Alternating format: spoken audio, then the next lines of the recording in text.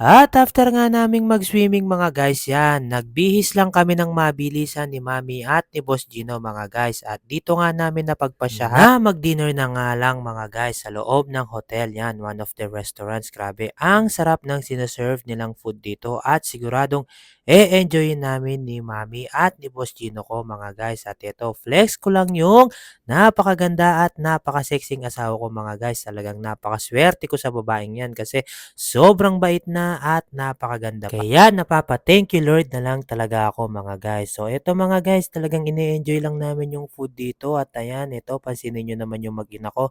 Super enjoy at ayun. After nun mga guys, ito, balik lang talaga kami dito sa room namin at natulog lang kami. And boom! Yan.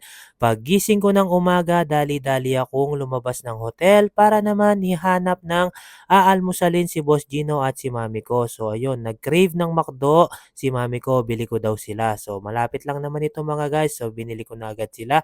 At eto na, enjoy lang namin yung moment ulit na nagbe-breakfast na magkakasama kami mga guys. So yun lamang guys. Maraming salamat.